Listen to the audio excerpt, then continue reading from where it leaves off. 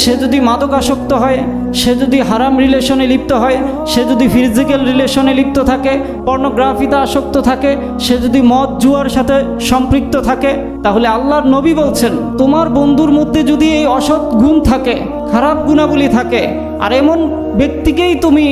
বন্ধু হিসাবে গ্রহণ করো, তার সাথে সঙ্গ দাও, সময় কাটাও, তাহলে ধীরে ধীরে তোমার মধ্যেও তোমার বন্ধুর সেই অসৎ চরিত্রের একটা প্রভাব, অসৎ গুণাবলীর একটা প্রভাব তোমার জীবনেও পড়বে। ধীরে ধীরে তুমিও মাদকাসক্ত হয়ে যাবে, তুমিও বিড়ি সিগারেট খাবে, তুমিও পর্নোগ্রাফিতে আসক্ত হবে, হারাম রিলেশনের মধ্যে লিপ্ত হবে।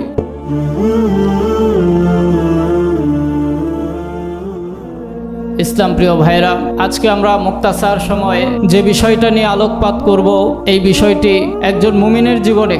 বিশেষ করে যারা আখেরাত প্রত্যাশী, তারা যদি তাদের জীবনকে পরিবর্তন করতে চায়, যে আমার জীবনটা পরিবর্তন হোক, আমার জীবনটা বদলে যাক, আমার এই দুনিয়ার জীবনে যতদিন আমি বেঁচে থাকবো ততদিন আমার রব আমার প্রতি সন্তুষ্ট থাকুক, আমার রবের হেদায়েতের পথে যাতে আমি অবিচল থাকতে পারি, সেই সাথে মৃত্যুর পরবর্তী জীবনে আমাদের চেহারা যেন আল্লাহ তাআলা উজ্জ্বল করেন এবং আমরা যেন শিরিক মুক্ত, কুফর মুক্ত, নেফাক মুক্ত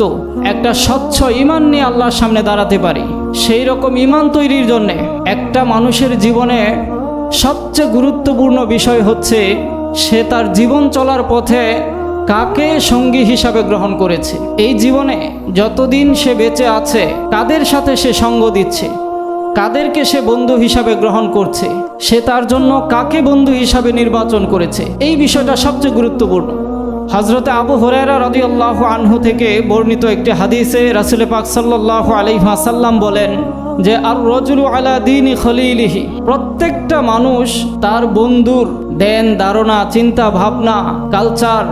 আচার আচরণ, কথাবার্তার অনুসারী হয়, অনুসরণ করে। ফালিয়ানজুর আহাদুকুম মাইয়ুখালিল, সুতরাং তোমাদের প্রত্যেকের উচিত চিন্তা ভাবনা করা, তুমি তোমার জীবনে কাকে বন্ধু হিসাবে গ্রহণ করছো, কাকে সঙ্গ দিচ্ছ,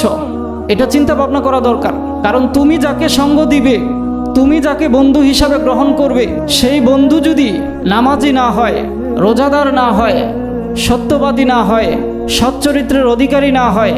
সে যদি মাদকাসক্ত হয়, সে যদি হারাম রিলেশনে লিপ্ত হয়, সে যদি ফিজিক্যাল রিলেশনে লিপ্ত থাকে, পর্নোগ্রাফিতে আসক্ত থাকে, সে যদি মদ জুয়ার সাথে সম্পৃক্ত থাকে, তাহলে আল্লাহর নবী বলছেন তোমার বন্ধুর মধ্যে যদি এই অসৎ গুণ থাকে, খারাপ গুণাবলী থাকে, আর এমন ব্যক্তিকেই তুমি বন্ধু হিসাবে গ্রহণ করো, তার সাথে সঙ্গ দাও, সময় কাটাও, তাহলে ধীরে ধীরে তোমার মধ্যেও তোমার বন্ধুর সেই অসৎ চরিত্রের একটা প্রভাব, অসৎ গুণাবলীর একটা প্রভাব তোমার জীবনেও পড়বে। ধীরে ধীরে তুমিও মাদকাসক্ত হয়ে যাবে, তুমিও বিড়ি সিগারেট খাবে, তুমিও পর্নোগ্রাফিতে আসক্ত হবে, হারাম রিলেশনের মধ্যে লিপ্ত হবে। এর উল্টো যদি আপনি চিন্তা করেন,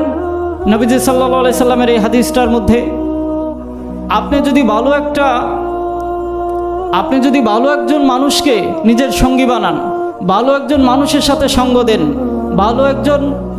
ব্যক্তিকে বন্ধু হিসাবে নির্বাচন করেন, যে নামাজ পড়ে, যে রোজা রাখে, যে সত্য কথা বলে, যে বড়দেরকে সম্মান করে, ছোটদেরকে স্নেহ করে, একইভাবে